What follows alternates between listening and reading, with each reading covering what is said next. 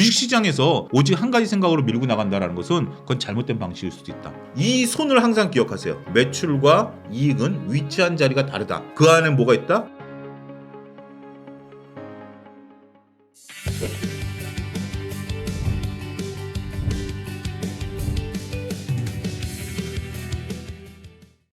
이차전지가 그래도 어제도 그렇고 뭐 좀 이슈가 나오는 게 있더라고요. 수주 뭐 대량 그렇죠. 그런 것도 나오고 뭐 신기술도 나온다고 네. 하고 전면 공매도 금지되면서 네. 잔고도 조금씩 뭐 일부 종목에 있어서는 줄어든다고 네. 하고요.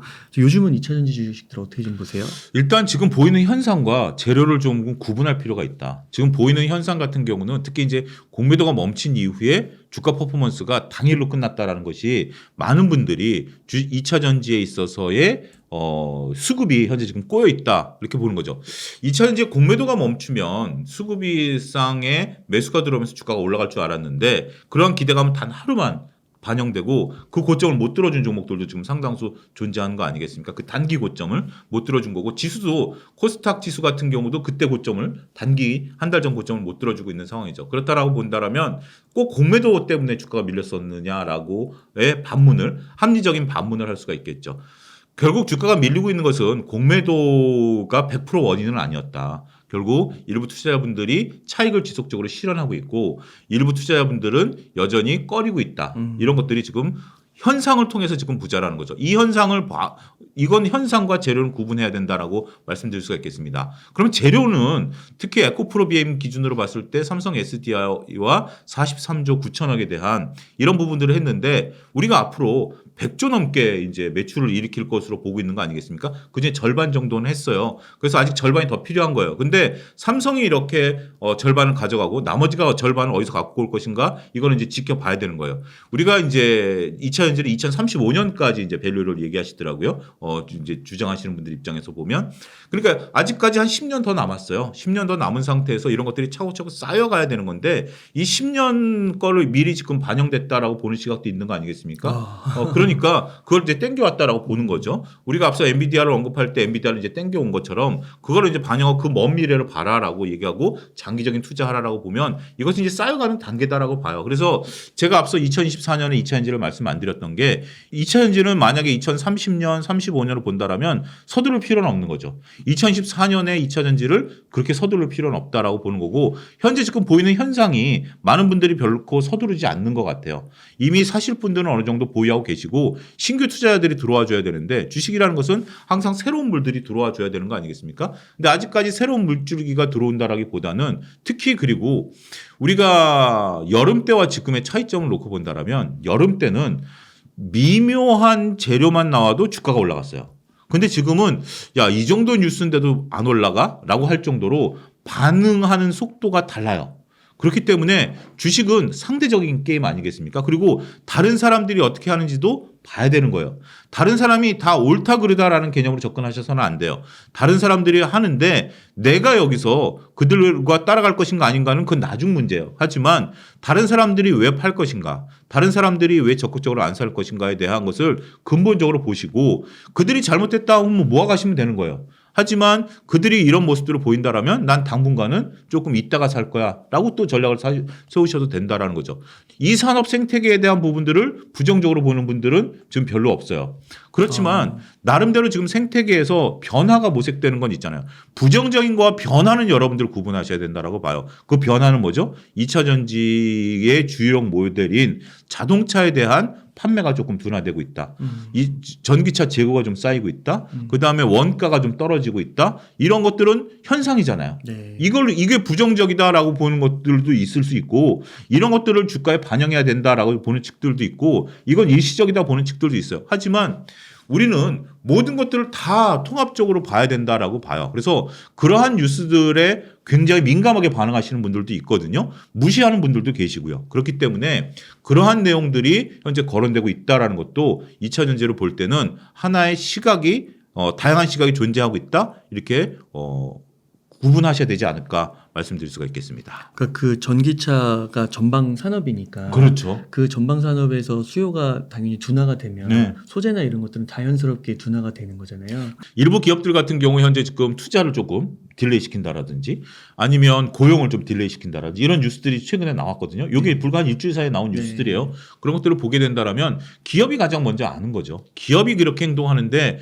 주식 시장에서 이런 것들을 반영을 안 한다? 그런 것도 문제가 있는 거 아니겠습니까? 그래서 이런 것들에 대한 적절한 여러분들의 투자 판단을 하셔야 된다. 무조건 나쁘고 무조건 좋다라는 개념보다는 이러한 것들에 따라서 여러분들이 투자 스케줄을 어떻게 가져가야 되는지 그런 것들을 아는 것도 주식시장에서 있어서의 중요한 생존 전략이 될 수 있다. 이렇게 말씀드릴 수 있겠습니다. 그러면 약간 그런 뉘앙스일까요? 그러니까 장기적으로 보면 네. 구조적 성장주로 네. 전기차 수요가 늘어날 거, 판매량이 늘어날 네. 거긴 맞는데 그 중간중간 과정에 있어서 자꾸 딜레이 되는 요소가 있고 예측에서 그 좋게 예상했던 거에서 많이 벗어나는 네. 점이 있으니까 지금은 그렇게 이제 서두를 필요는 없다. 좀 그렇죠. 시간을 둘 필요는 있다. 그리고 성장이라는 것이 지금 이제 우리가 산업 성장이라는 것이 생각보다 더 뒤로 밀릴 수도 있다라는 거예요. 뭐냐면 전기차라는 것이 네. 우리가 이제 산업이 모든 산업이 다 마찬가지예요. 어떤 새로운 물질이 나오면 얼리 어댑터라는 분들이 먼저 삽니다. 그 다음에 내가 여기 테크에 관심 있는 분들이 삽니다. 기술주들을 보면.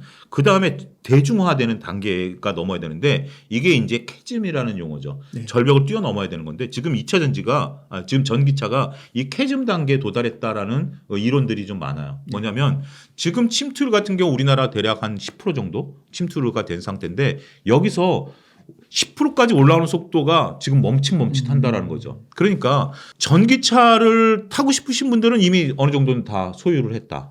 그런데 전기차가 불편하다라든지 아니면 나는 전기차에 관심 없다라든지 이런 것들이 대중화되는 단계가 생각보다 더디고 있다. 당연히 전기차가 30%대까지 올라올 거다라고 봤는데 지금 10%대에서 멈칫하고 있는 거 아니겠습니까? 물론 이제 전기차에 대한 부분들로 여러 가지 이제 새로운 신차도 나오고 이제 가격 하락 효과 이런 것들이 있습니다만 일부 지자체에서는 보조금이 남아돈다라는 등 뭐 이런 얘기들이 들리는 것들을 보면 이것은 전기차가 다가오는 시간은 생각보다 뒤로 딜레이 될 수 있고 일본의 하이브리드 전략이 지금 다시 돋보이게 된 것이 아이러니다라는 측면에 있어서 보면 항상 우리가 기대는 해요. 근데 그 기대가 오롯이 이것을 만족하느냐 안 하느냐는 자꾸 추적 관찰해야 되는 거 아니겠습니까? 그런 것들을 봐야 내가 적절하게 투자할 수 있는 시점을 잡아갈 수 있지 않겠는가. 그래서 조금은 여러 가지를 두루 좀 살펴야 되는 시점이 왔다. 그렇게 좀 말씀드릴 수 있겠습니다. 또 너무 빨리 들어가면 그만큼의 투자의 기회, 다른 거에 대한 그렇죠. 걸 놓칠 수도 있는 거니까요. 그리고 만약에 우리가 이제 주식을 샀을 때 누구든지 주식을 샀는데 주가가 떨어지면 기분 안 좋아요. 네. 당연히 주가가 올라갈 걸 생각하고 주식을 사서 주가가 올라가면 굉장히 좋죠. 근데 만약에 주가가 올라가지 않는다라고 보면 답답하기 때문에 물론 이제 미리 사놓고 기다리는 것도 하나의 전략입니다만 적절하게 잘 보셔야 되지 않을까 싶습니다. 네. 그럼 만약 그 전기차 수요가요 다시 막 증가세로 가고요. 진짜 막 전기차 회사들이 막 제품도 너무 다양해지고 네. 막 경쟁하기 시작하면 그때는 뭐 셀 소재, 뭐 장비 등등해서 어느 걸 사면 좋을 것 같으세요? 그때는 가릴 거 없죠. 그렇지만 가장 중요한 것은 소재 가격을 같이 봐야 되겠죠. 소재가 이제 지금 이제 많이 증설한 이후에 가격을 좀 봐야 되겠고 그러면 셀이 또 강자일 수도 있고 근데 내재화를 안 한 상태라면 셀이 오히려 저는 더 강자일 수도 있고 그 다음에 이제 소재 같은 경우는 가격 변동폭 우리가 많은 분들이 오해하고 있는 게 매출과 이익은 달라요. 제가 지금 손의 위치가 다르죠. 매출과 이익은 같다라고 생각하시는 분들이 있는데 매출은 손익계산서 위에 이익은 손익계산서 밑에 있습니다. 이 안에 많은 비용들이 있어요. 그래서 매출을 내고도 비용 때문에 이익이 안 나는 경우가 있거든요. 매출 이꼬르 이익이라고 생각하시면 절대 안 됩니다. 이것도 제가 차영주 TV에서 쇼츠를 통해서 말씀을 드렸던 건데 이 손을 항상 기억하세요. 매출과 이익은 위치한 자리가 다르다. 그 안에 뭐가 있다? 막대한 비용이 있다. 그런 것들을 보시면 우리가 매출은 늘어나겠지만 결국 원가라든지 이런 관리에 따라서 소재와 셀이 구분될 수도 있다. 그럼 그때 가격을 잘 체크하자. 특히 이제 리튬 가격 잘 체크해야 되겠죠. 그렇게 말씀드릴 수가 있겠습니다. 그러니까 뭐 포스코 퓨처엠은 네. 2030년까지 네. 시가총액 100조 기업 네. 이루겠다 막 이런 얘기 하잖아요. 네. 그런 게 실현 가능성은 있다 보세요? 일단 어떤 기업이든지 그런 걸 선포할 수는 있겠죠. 선포할 수도 있고 포스코 그룹이 환골 탈퇴하는 부분들은 있겠지만 지켜봐야죠. 지켜봐야죠. 지금 웅달님도 세상 살아오면서 부모님한테 아빠 나 시험 잘 볼 거야라고 얘기했는데 지키신 적도 있고 못 지키신 적도 있죠. 그런 것처럼 결국 세상은 살아봐야 되는 거 아니겠습니까? 네. 내가 의외로 공부를 열심히 할 때도 있고 말은 했지만 상황이 업황이 안 돼서 그런 경우도 있잖아요. 많은 기업들이 우리가 이제 IR이라든지 비전 선포라든지 이런 것들은 다들 좋게 얘기하지 우리 1년 뒤에 우리 회사 시가총액 절반으로 떨어질 겁니다. 이렇게 얘기하는 건 없잖아요. 그래서 그 말을 100% 믿지는 못하더라도 그래도 그렇게 얘기할 수 있는 근거에는 뭔가 자신감이 있는 거 아니겠습니까? 그러면 긍정적으로 한번 믿어보자. 저는 그렇게 표현드리고 싶습니다. 그러면은 그 새로운 카테고리 앞서서 우선 방산 한번 언급해 주셨잖아요. 네. 그래서 방산도 관심을 많이 갖고 계신데 예. 방산도 한번 진단해 주시면 좋겠습니다. 방산 같은 경우 우리가 이제 하나의 이제 수주와 매출은 좀 다르다라고 말씀드릴 수가 있겠습니다. 내년에도 수주가 많이 될 거예요. 특히 이제 우리가 폴란드 2차 수주 같은 경우 수출입은행에서 이제 지급 보증하는 부분들이 좀 떨어졌습니다만 시중은행들 5개 시중은행들이 이제 붙을 것으로 보기 때문에 수주가 늘어날 거예요. 수주가 늘어나는 거 외에 우리나라 무기 체계가 가성비가 좋습니다. 특히 우리나라 무기 체계는 서방 무기 체계이기 때문에 서방에서 이런 것들을 이제 쓸 수가 있어요. 이 무기 체계가 서방 체계다라는 것은 어떤 의미냐면 지금 웅달님 군대 있을 때 소총 뭐 쏘셨어요? K2. K2 쓰셨죠? 저는 M16 썼습니다. 네. 저는 이제 후방에 있어가지고 군대 좀 일찍 갔으니까. 근데 K2하고 M16하고 총알이 똑같은 거 아세요? 아 그래요. 총알이 똑같아요. 그러니까 M16이나 K2나 네. 지금 쓰는 신형 좀 더 새로운 걸 애들을 쓰겠죠. 네. 총알이 똑같아요. 왜냐하면 총알이라는 것은 전쟁을 대비해서 막대하게 쌓아놓는 거잖아요. 근데 M16용 총알, K2형 총알, 신형 총알 이렇게 따로 관리하면 이 비용이라든지 재고 관리에 문제가 있잖아요. 그래서 그 대신 이 탄알은 뭐냐면 지금 미군이 쓰는 것은 또 다른 계열일 거잖아요. 거기도 들어가요. 네. 그러니까 옆에서 미군이랑 같이 우리가 훈련을 하면서 총알이 떨어지면 미군 거 받아서 쓰든지 우리가 주든지 할 수 있는 거예요. 네. 이게 이제 서방 무기 체계예요. 구경이 똑같다라는 거죠. 그렇기 때문에 서방 무기 체계를 쓰는 데서는 우리 대포라든지 자주포라든지 아니면 탱크라든지 소총이라든지 이런 수출 트리거들이 많을 거예요. 그런 부분들을 우리가 주의 깊게 보아야 된다. 저는 흥미롭게 보는 게 현대 로템 같은 기업이에요. 현대 로템은 방산에 대한 수주 잔고도 많고요. 그다음에 싱가포르를 필두로 해서 동남아시아 쪽에 지하철 수출을 많이 해요. 네. 이 잔고도 많아요. 그러니까 내수용과 민수용 그다음에 방산 이런 것들이 많기 때문에 이러한 기업들 앞서 이제 탑픽으로 제가 하나에어로스페이스를 말씀드렸는데 하나그룹 항공우주가 그럼 왜 빠지느냐라고 봤을 때 한국 항공우주가 이제 미사일 우주 발사에 있어서 이런 것들을 다 하나로 넘겼어요. 우리가 이제 군이 고체 연료 이제 미사일 발사하지 않았습니까? 이런 부분들에 대한 것들도 이제 하나가 맡을 가능성이 있어요. 그렇기 때문에 탑픽은 여전히 하나 쪽에 대한 부분들로서 우리가 집중적으로 보자. 특히 이제 한화그룹 같은 경우는 이제 김승현 회장에서 이제 자식들로 내려오다 보니까 하나오션이라든지 이런 쪽들로 현재 지금 이제 내려오는 부분들까지 겹치게 된다라면 지배구조 승계와 맞물려서 다 같이 긍정적인 코멘트가 가능하지 않을까 말씀드릴 수 있겠습니다. 아 네. 자동차도 한번 읽어주시죠. 자동차는 기대감이 많았었던 섹터 중에 하나예요. 그런데 최근에 기대감 대비해서 판매에 대한 부분들이 좀 많이 줄었어요. 근데 저는 두 가지 트리거가 있다라고 봅니다. 하나는 전기차에 대한 새로운 모멘텀보다는 시장 자체를 넓힌다라는 거예요. 첫 번째 지금 현대차 같은 경우 IR을 했는데 어디서 했냐면 인도네시아에서 했어요. 인도네시아 공장에 새로 설립이 됐는데 2022년부터 연간 15만 대 생산 라인을 지금 가동하기 시작했습니다. 인도네시아 시장 같은 경우 자동차가 약 100만 대 연간 시장인데 그 중에서 10% 정도를 이제 가져오겠다라는 거죠. 동남아 같은 경우 일본 차가 상당히 점이 높습니다. 그런데 브랜드가 노후화되다 보니까 우리 이제 한국 차에 대한 것들, K-팝에 대한 부분들 이래서 이제 많이 팔리고 있는 거죠. 특히 인도네시아는 지정학적으로 보면 바로 옆에 태국, 베트남, 호주까지 다 오를 수 있는 어마어마한 그리고 시장을 형성할 수 있거든요. 그런 것들에 대한 부분들, 그다음에 인도의 소형차 시장, 인도 공장 된다라고 보면 오히려 현대차에 대한 트리거가 저는 좋다라고 봐요. 그러면 현대기아차의 차이점은 뭐냐? 기아차는 전기차 부분에 있어서 앞설 것이고 미국 분야에 있어서는 앞설 것이다. 현대차 같은 경우 인도 공장과 인도네시아 공장이 새롭게 가동이 되면서 오히려 좋을 수 있다. 그래서 조금 더디게 움직일 것 같아요. 어떤 폭발적인 재료라기보다는 꾸준히 모아가는 전략들 이런 것들이 신흥 시장에 대한 부분들 더군다나 이제 현대차 같은 경우 사우디의 이제 네옴시티와 관련해서 CKD 반제품 수출에 대한 MOU를 맺은 거 아니겠습니까? 저는 이 MOU는 신빙성이 있다라고 봐요.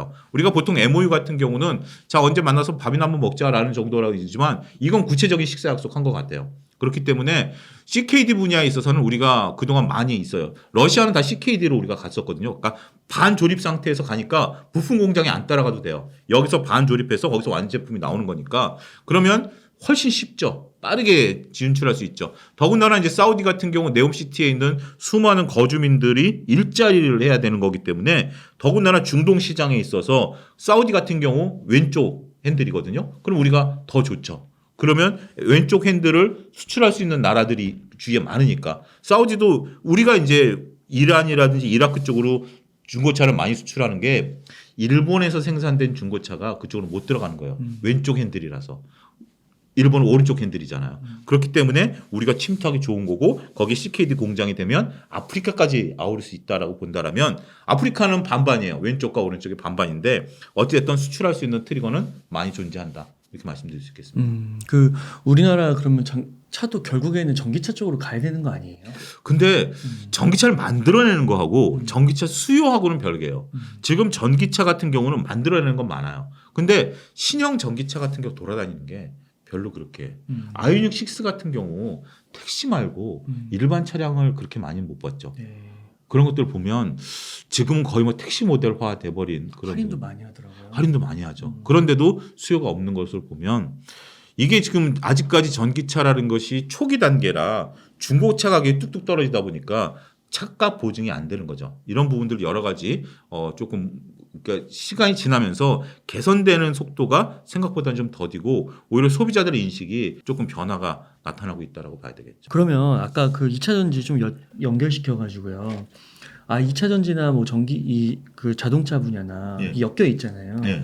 언제쯤 이렇게 좀 본격적으로 비중을 좀 넓혀가면 좋을까? 뭐 그런 신호 같은 게 있을까요? 지표 같은 게? 아무래도 전기차 판매량을 봐야 되겠죠. 이거는 이제 분기마다 공시가 나오는 거고 월별로 데이터가 나오는 거니까 지금 자동차라든지 전기차라든지 2차 전지에 관심 있으신 분들은 월별 자동차 판매량, 글로벌 월별 자동차 판매량 그 사이트를 뒤지셔가지고 그걸 매달 체크하셔야 될 것 같아요. 그러면서 그게 반등의 모색이 나올 때 가장 먼저 선취매하시는 것도 전략이 된다. 그 성장 기울기가 다시 회복되고. 그렇죠. 그렇게 봐야 되겠죠. 그렇게 뭐 하나 정도만 더 해볼까요? 예. 조선업. 네, 조선업 한번 진단 부탁드립니다. 조선업 같은 경우 저는 오히려 트리거가 좋을 수 있다라고 좀 말씀드릴 수가 요즘 있겠습니다. 괜찮은 것 같은데. 요즘 괜찮아요. 조선업 같은 경우 제가 2022년과 2023년 상반기, 특히 2022년에는 제가 안타까운 양치기 소년이다라는 표현을 했어요. 뭐냐면 우리가 양치기 소년 우화를 보면 일부러 거짓말을 하잖아요.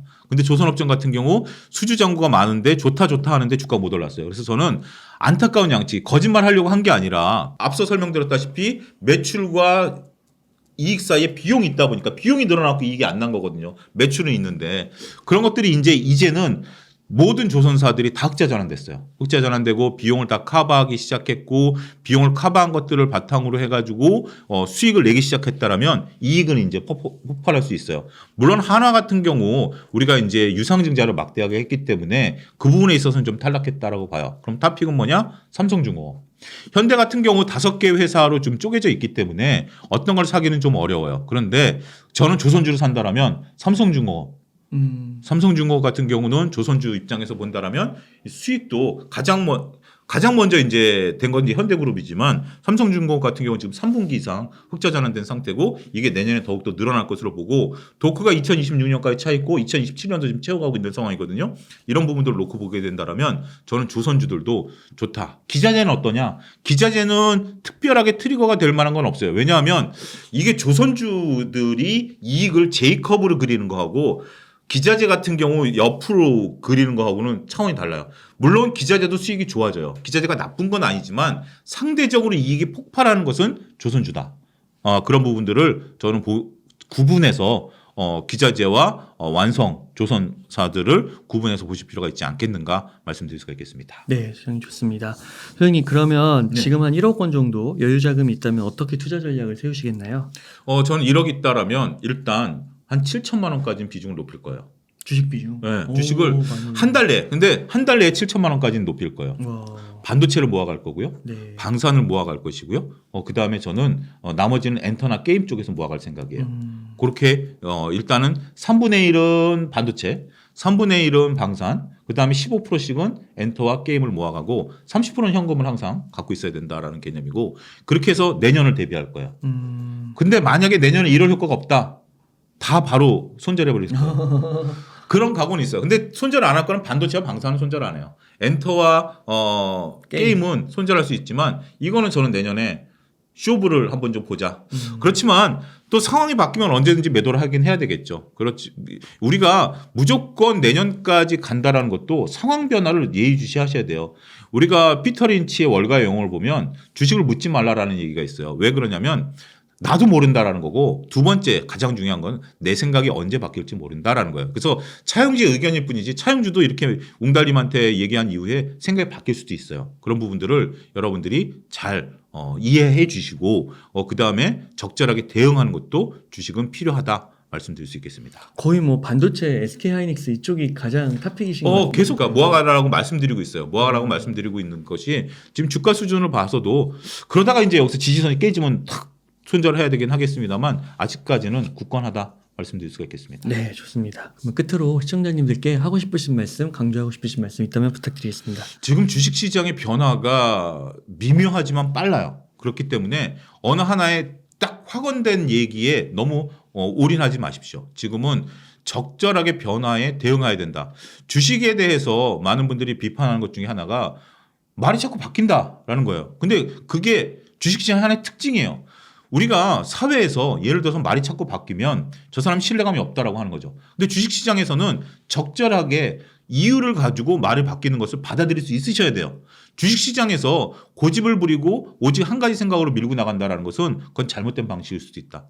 특히 지금 같은 경우 미래에 대한 예측이 어려워졌을 때는 조금 열린 마음으로 다양한 변화를 받아들이실 수 있는 너그러움이 필요한 시점이 아니겠나 말씀드릴 수가 있겠습니다. 네, 감사합니다. 이렇게 해서 YG 경제연구소의 차영주 소장님을 모시고 이야기를 나눠봤습니다. 긴 시간 동안 유익한 사이트 많이 나눠주셔서 감사의 말씀드립니다. 오늘 고생 많으셨습니다. 감사합니다.